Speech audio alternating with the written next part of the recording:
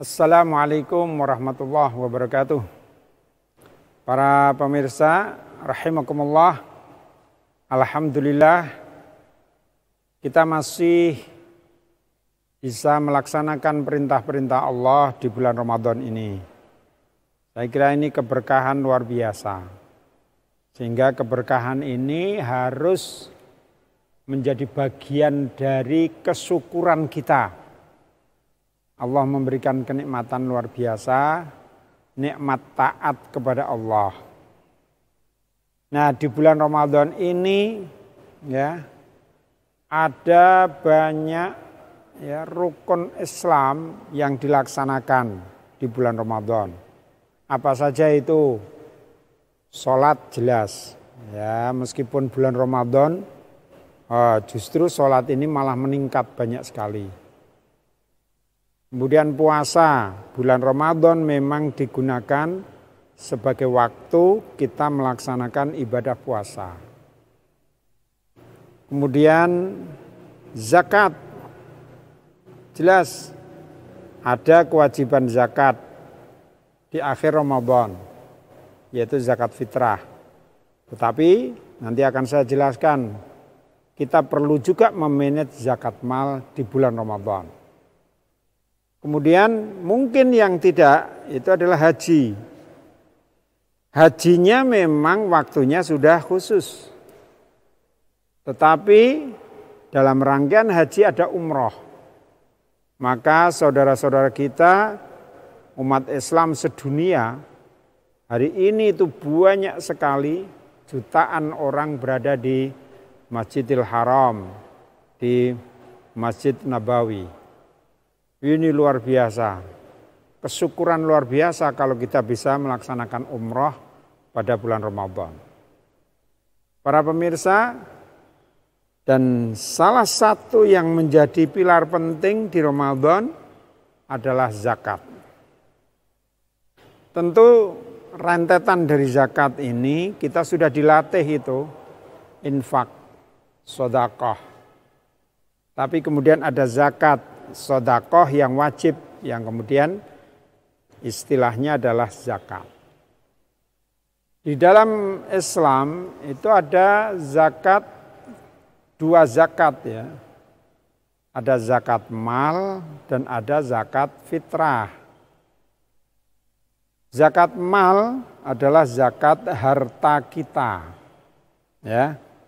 Tentu kalau ini orang-orang yang sudah memenuhi, baru kemudian diwajibkan untuk zakat. Ya. Dan zakatnya sangat beragam. Zakat mal, ya, malnya itu banyak sekali. Ada dari pertanian bagi mereka yang petani. Ada perdagangan bagi mereka yang dagang.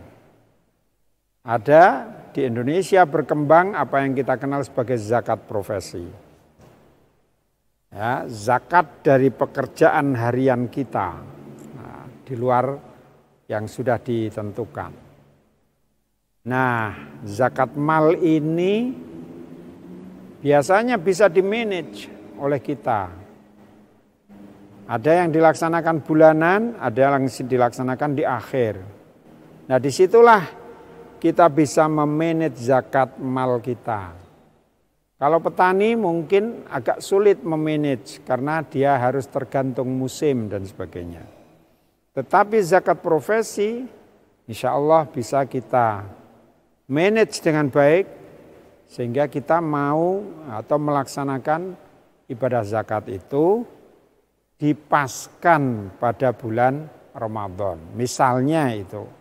Walaupun tidak harus itu, tapi hanya kita saja yang memanage. Karena apa? Karena bulan Ramadan bulan yang berkah tadi. Jadi kalau kita laksanakan zakat mal kita juga kita manage ditentukan pada bulan Ramadan, maka kita juga akan mendapatkan keberkahan Ramadan. Pahalanya berlipat ganda, luar biasa. Nah, itu zakat mal. Nah, kemudian di samping zakat mal, ini yang pasti juga dilaksanakan yaitu zakat fitrah. Zakat fitrah itu untuk apa? Zakat fitrah itu untuk pembersihan kita yang melaksanakan ibadah puasa. Insya Allah dengan disudahi ya zakat fitrah, maka puasa kita akan menjadi sempurna.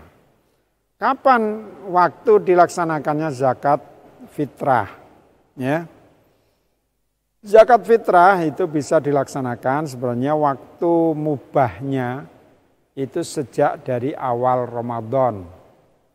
Jadi hari ini bisa kita akan melaksanakan zakat fitrah. Datanglah kepada amil atau panitia zakat yang ada di sekitar kita, atau bisa juga di masjid ya di sekitar kita. Nah, kita kemudian membawa apa yang akan dizakatkan. Zakat fitrah hampir menjadi kebiasaan kita adalah beras. Karena apa? Zakat fitrah itu yang dizakatkan adalah makanan umum yang berlaku pada masyarakat di mana zakat fitrah dilaksanakan. Maka kalau di negara kita, di Indonesia, zakat fitrah itu bentuknya adalah beras. Beras ya. Beras dan itu ringan. Itulah sebabnya semua orang yang berpuasa, bahkan orang yang hidup ya, di akhir Ramadan disunahkan untuk melaksanakan ibadah wajib ini. Ya, yaitu kesunahannya di akhir Ramadan sampai menjelang sholat Id. Hanya ini kalau waktunya itu kok dilaksanakan ke sisi kesunahannya, panitia yang kadang ribet sekali. Misalnya semua melaksanakan sebelum sholat Id. Padahal misalnya beras yang harus dikumpulkan itu mencapai ton-tonan misalnya. 1 ton, 2 ton. Itu panitia akan ribet sekali. Karena apa? Hari itu pula yang namanya beras zakat fitrah harus ditasarrufkan kepada masyarakat. Karena ada pesan dari Rasulullah, "Uhnuhum anit tawafi hadzal yaum." Perintahnya seperti itu. Cegahlah orang-orang miskin, fakir, tawaf. Tawaf ini maknanya keliling, meminta-minta pada hari itu. Maka disitulah esensi penting dari zakat fitrah. Tidak boleh dilaksanakan setelah Idul Fitri, setelah sholat Id. Nanti nilainya menjadi berubah menjadi sedekah. Ya. Jadi pelaksanaannya harus sebelum sholat Id.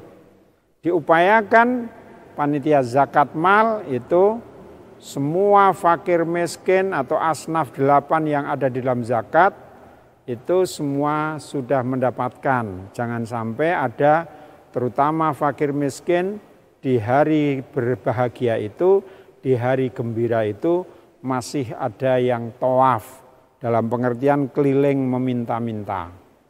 Ini harus kita cegah.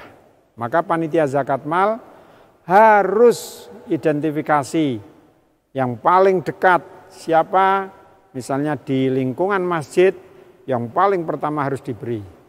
Itulah sebabnya kebiasaan panitia zakat di negara kita dilaksanakan pada malam menjelang Idul Fitri atau mungkin beberapa hari sebelumnya masyarakat sudah berbondong-bondong ke masjid membawa zakat fitrah, kemudian dibagikan kepada masyarakat sebelum sholat.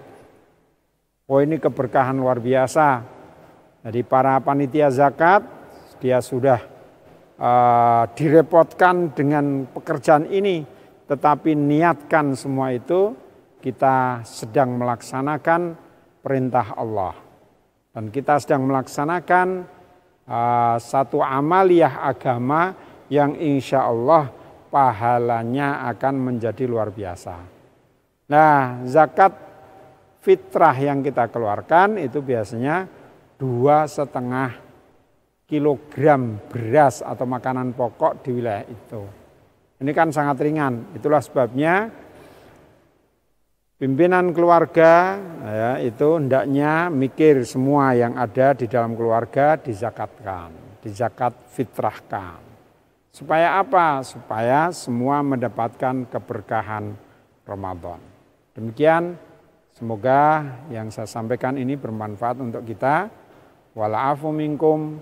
Wassalamualaikum warahmatullahi wabarakatuh.